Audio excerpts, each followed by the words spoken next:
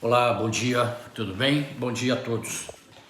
Meus queridos, eu gostaria de gravar esse vídeo para falar sobre um assunto muito interessante e que você precisa muito conhecer para que você possa viver melhor, com mais calma, com mais tranquilidade e com mais convicção naquilo que faz, naquilo que vive e naquilo que viverá a partir do momento que você ouvir este vídeo. A palavra diabo nas escrituras sagradas é apresentada a palavra 33 vezes, a palavra diabo. E com letra maiúscula, 2 vezes no livro de Apocalipse, o diabo sendo um adversário, né? A palavra diabo significa adversário. E quem é o seu adversário? Quem é o nosso adversário? A Bíblia diz que a carne milita contra o espírito e o espírito contra a carne. Então, o adversário do qual o Criador está falando é a carne humana, a natureza humana. Se o espírito milita contra a carne e a carne contra o espírito, militar aquele que milita é um adversário. O adversário da carne é o espírito e o adversário do espírito é a carne. Então, a palavra só quer dizer adversário. Israel tem 390 quilômetros de comprimento, 70 quilômetros da parte do Egito de largura e 50 quilômetros de largura da parte do Líbano. Então, essas divisões das 12 tribos de Israel, elas se encontram uma distante da outra, 150 quilômetros, 250 quilômetros, 300 quilômetros, uma de distância da outra.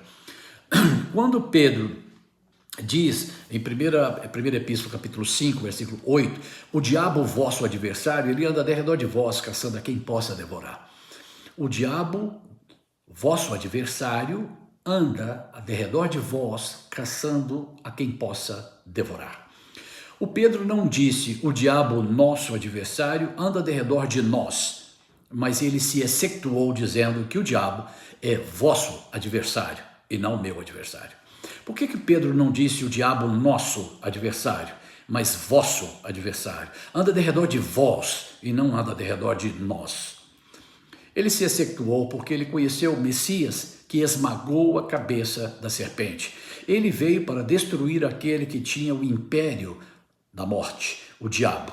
Então, quando encerrou o homem carnal na cruz, ele encravou o homem carnal na cruz com todas as suas ordenanças, com todos os seus mandamentos que o homem carnal, a lei de mandamento carnal recebeu, ele cravou na cruz. E isso é muito importante, porque se a tribo de Zebulon fica a 70 quilômetros da tribo de Naftali, ou da tribo de Ruben, ou da tribo de Gade, ou da tribo de Benjamim, ou da tribo de Zebulon, se essas tribos estão tão longe uma da outra, o diabo, vosso adversário, anda de redor de vós. Primeira pergunta é, o diabo ele seria então onisciente? Ele seria onipresente? Ele seria onipotente? Ele estaria em todas as tribos ao mesmo tempo? Se ele fosse um ser?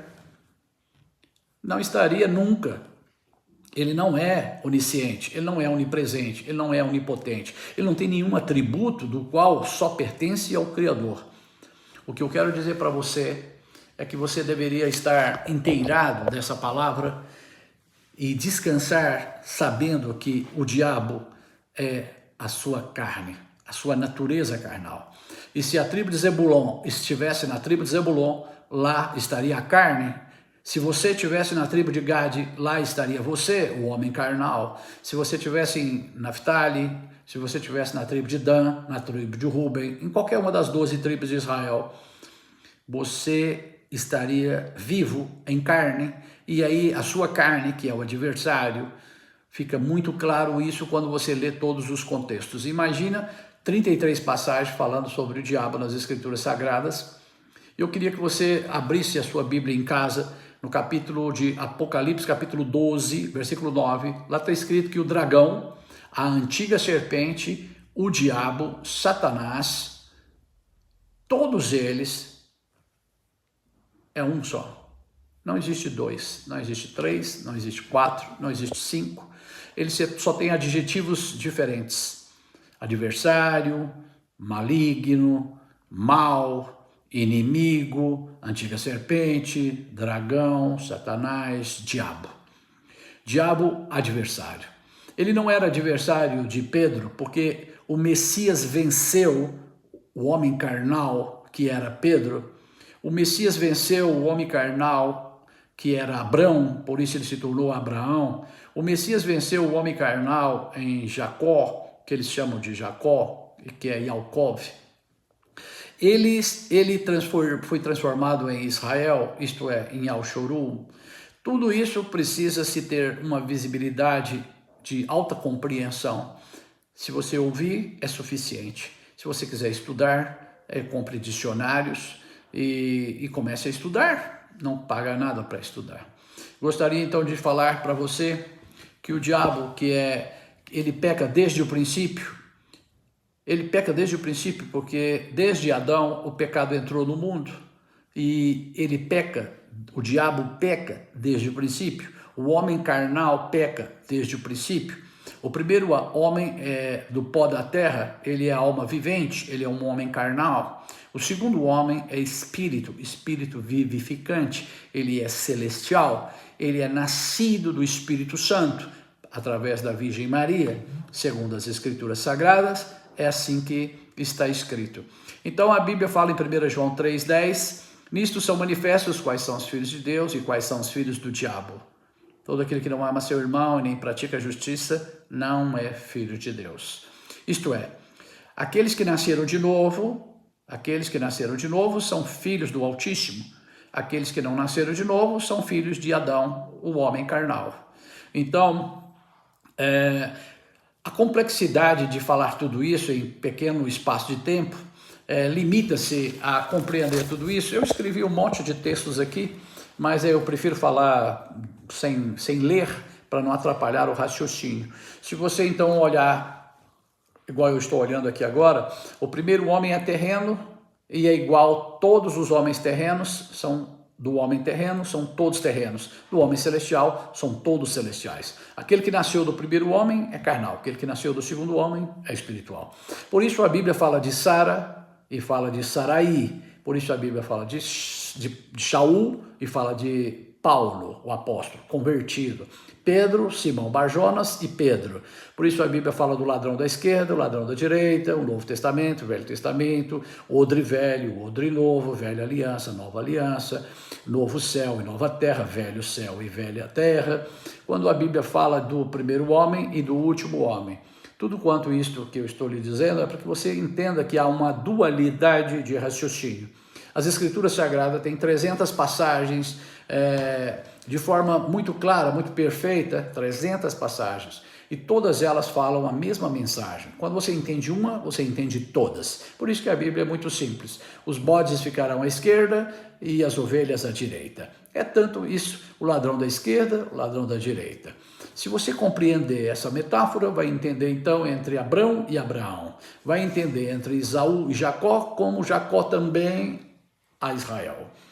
Essas metáforas, esses ensinos, é para que nós venhamos a compreender o diabo, vosso adversário, foi vencido pelo nosso Salvador Yahushua, aquele que é ungido, rei de Israel até aquele tempo. E se nós observarmos todo esse contexto, quero passar aqui para outra página, para a gente falar um pouco sobre exatamente esse assunto. Tiago também usa essa expressão, capítulo 1, versículo 12, como Pedro, 1 Pedro capítulo 1, versículo 1, Tiago, servo de Deus e de Cristo Jesus, as 12 tribos de Israel. Tiago não escreveu para a igreja, também não escreveu para os gentios, Tiago escreveu apenas para as 12 tribos de Israel. Primeiro ponto numa leitura bíblica é saber a quem a palavra foi dirigida. E aqui ela foi dirigida para as 12 tribos de Israel. Tiago, capítulo 1, versículo 1. Tiago, servo de Deus, de Cristo Jesus, as 12 tribos de Israel. Meus queridos, se você compreender isso, você vai viver mais alegre, mais feliz. Por quê? Embora essa palavra seja útil para nós, todos os irmãos, as irmãs, a igreja, ela não foi escrita para nós, mas ela é útil para nós, porque ela pode nos instruir em justiça, nos redarguir e nos trazer uma correção da nossa compreensão, quanto eu estou aqui agora falando sobre ela, né? Então, Tiago usa a expressão no capítulo 1, versículo 5, se algum de vós, presta bem atenção, se algum de vós, a palavra em vós enxertada, entre vós, capítulo 5, versículo 3 fala, entre vós se tiver algum aflito, algum doente entre vós, presta bem atenção. Tiago, se entrar na vossa sinagoga, se entrar na vossa reunião, se entrar na vossa, não diz nossa, mas diz vossa, excetuou, porque as 12 tribos de Israel se reuniam na sinagoga. A Igreja de Cristo nunca reuniu em sinagoga, nunca reuniu como religião, ou como crença, ou dividida, como os grupos, né? Os grupos divididos. Gálatas 5,17 fala que aquele que milita contra o Espírito, as obras da carne, não fala obras de Satanás ou obras de Lúcifer, mas fala as obras da carne. Quais são as obras da carne? Lascívia, idolatria, feitiçaria. As obras da carne são feitiçaria. Eu estava estudando a palavra feitiçaria em vários dicionários que eu tenho aqui.